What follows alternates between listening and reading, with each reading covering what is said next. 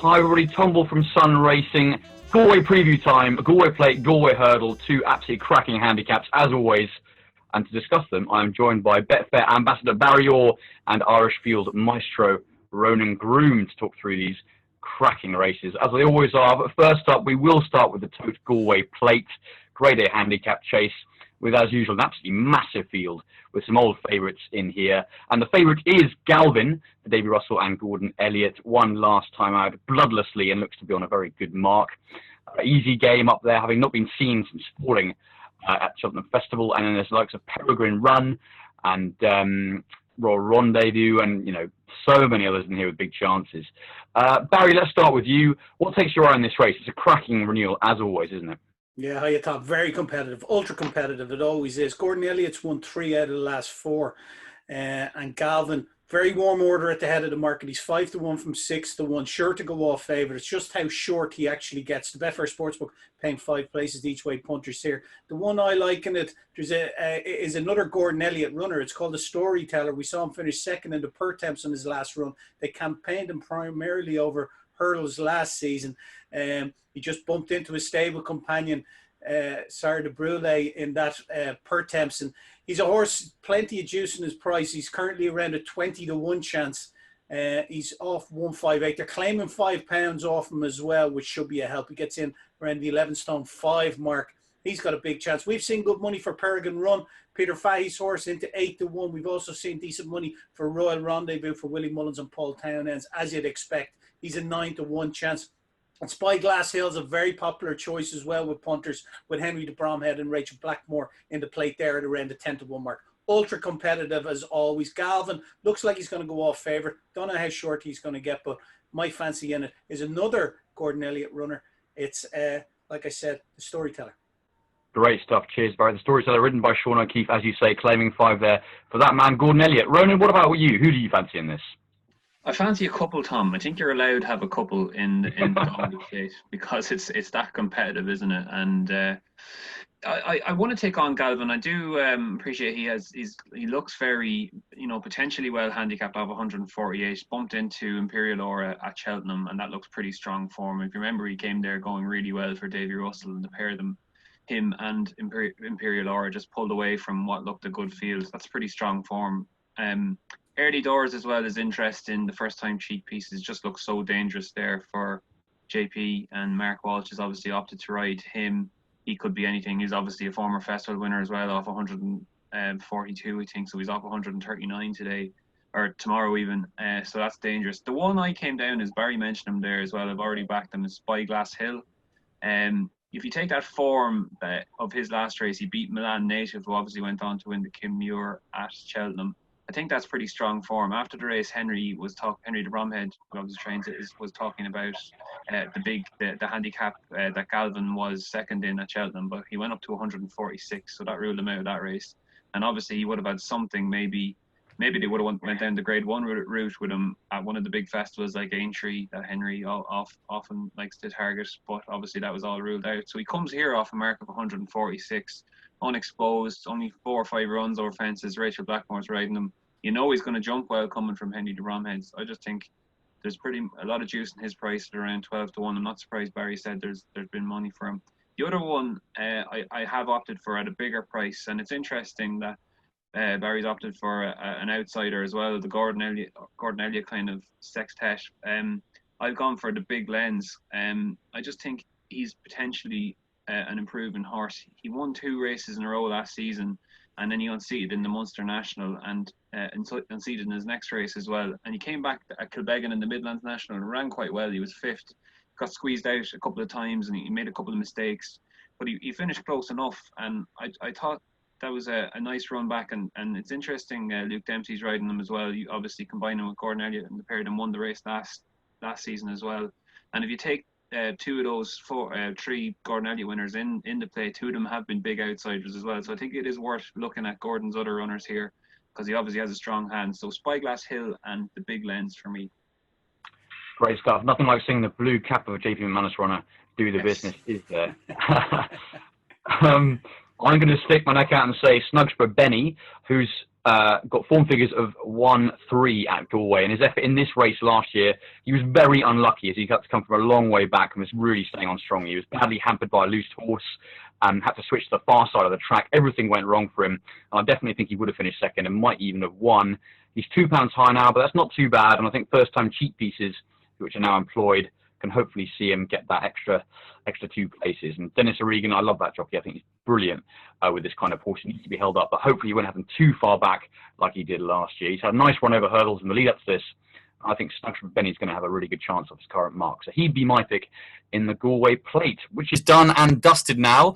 Let's move on to the Galway Hurdle, which is on Thursday. Another absolute minefield of a race, this one. Wonder Leish, as I was talking about with Barry off air, has just been backed into favouritism.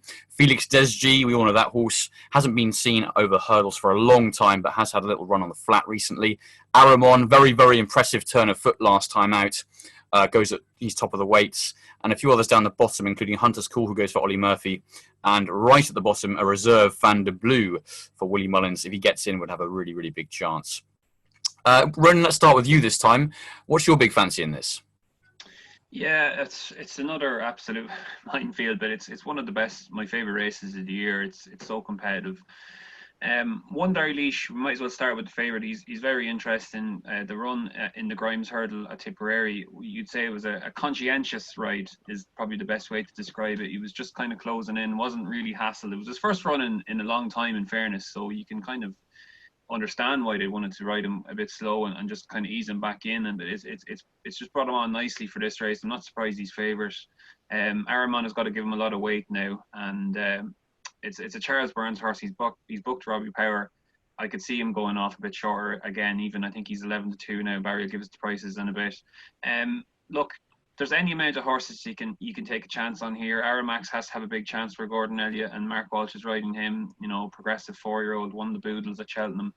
The one I just thought was interesting further down the market was another McManus runner, and it's Charlie Parks for Aidan Howard. Like, everyone will know Charlie Parks, especially all your British viewers, Tom, who there was a huge hype about him when he first came over from France. I think didn't Henderson say he was working upsides Bouverdare and things like that, just kind of mad hype, and he never really lived up to it. He's come over to Ireland now, and he's with Aidan Howard, who gets a lot of these kind of JP McManus, you call them maybe project horses, and does quite well with them, in fairness. And Charlie Parks, he won first time out in a conditions race at Leopardstown. Now, there wasn't many hurdles that day, which was the problem, but he absolutely hacked up.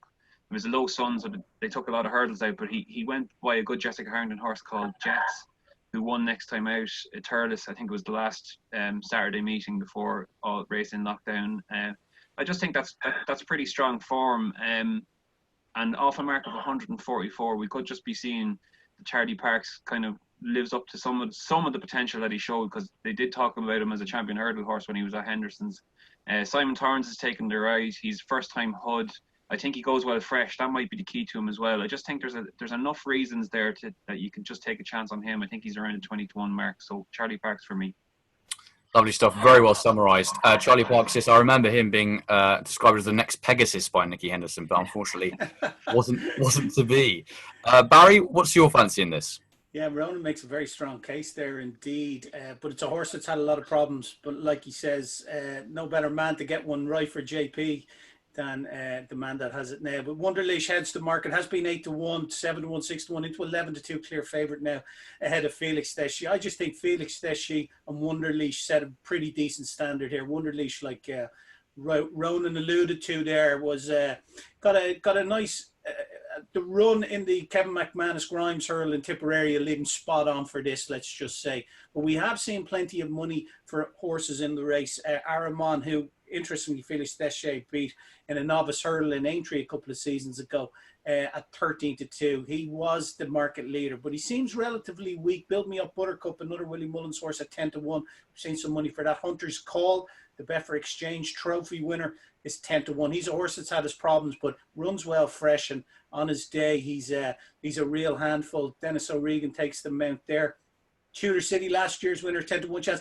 This is a glaring omission of Gordon Elliott's CV. He's had a couple of runners up in it, not least Cause of Causes, who just got touched off by Rebel Fitz in this 1 year. So it's a race that Gordon Elliott would be very keen to win, and Aramax at around the 14-1 mark.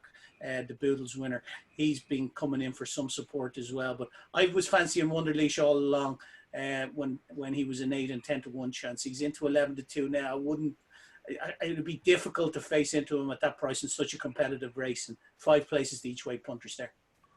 Absolutely, and there's no one shrewder than Mr. Charles Burns in a race like this. I'm going to go for Hunter's Call for Ollie Murphy, just because I think he's done an amazing job with this horse to get him back on track, having been off the track for so long. He was off for 929 days before returning at Southwell last time out, but he absolutely blew them away. Obviously a much weaker race than this one, but it's worth remembering when he was last seen in 2017, he beat Silver Streak and Verdana Blue easily in a really hot handicap hurdle. Obviously, he's risen in the weight since then, but he's a class act, and Ollie Murphy keeps improving him. So hopefully he will still be competitively handicapped.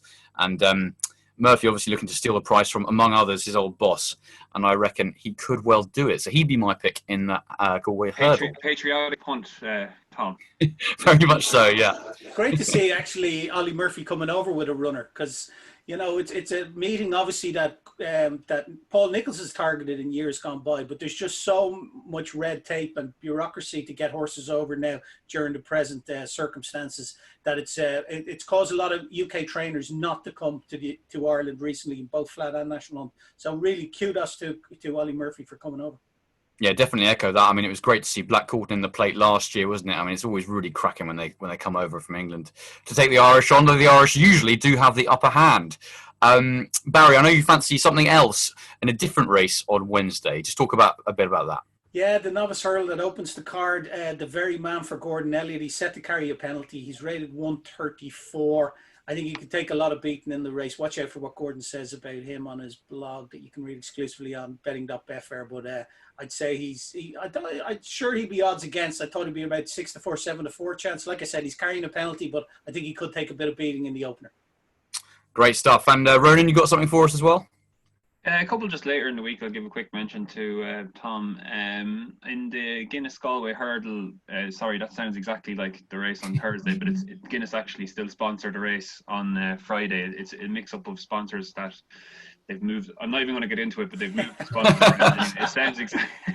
Tell us the name of the horse. Like it is, but it's a different race. It's a 2 mile 7 furlong race that is usually the feature on Saturday, and it's moved to Friday because they've had to put the jumps cards all together. But anyway, after that completely unnecessarily long-winded thing, I'm going to tell you to back Dalton Highway, who ran quite a nice race on Monday. Well, not a nice race. He's a bit disappointing, but I'd excuse him for the way the race panned out. It was quite slowly run amateur handicap yesterday, and he just couldn't get into it. He needs more of a pace, I think, and a longer distance even would suit him here over hurdles. I think he's quite well handicapped over hurdles. He's off 120. He won at Leopardstown at Christmas quite snugly.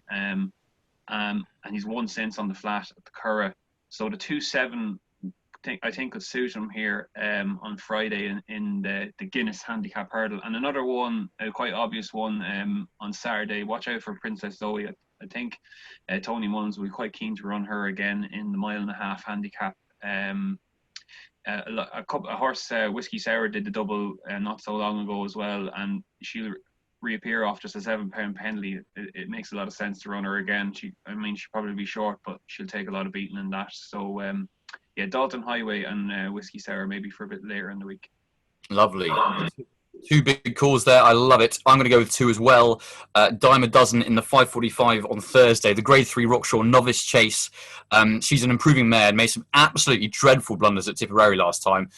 Almost unshipped 3 or 4 times, but still managed to win by a mile. And she gets a really nice weight allowance here, and I think she's a mare going places. And provided Galvin doesn't run in that, doesn't look like he's going to, then this looks a pretty weak Grade 3. So hopefully Dime a Dozen in that race. And then in the 5:45 on Friday, the Guinness Galway Tribes Handicap Hurdle. I like Decor Elon Day, who a lot of people might know from having raced over in England. He was second in the Leamington Spa at Warwick last season before being no match for Envoy Allen at the Cheltenham Festival. But his previous form entitles him to plenty of respect off a mark of 139, and he's a really strong traveller who should be suited by this kind of contest. So off top weight, I think he can take a lot of beating. Finally, Barry, just want to come to you quickly. Stradivario is obviously a very impressive winner of the Goodwood Cup for the fourth time today. I know you've got a price for the Arc for him.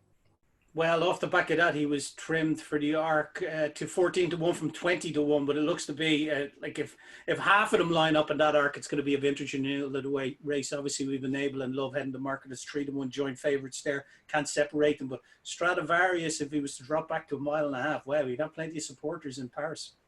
You would do indeed. Gents, thank you very much indeed. Great stuff as always. Some very interesting thoughts from both of you, and hopefully some winners in there as well, and we'll see you all very soon. Love it.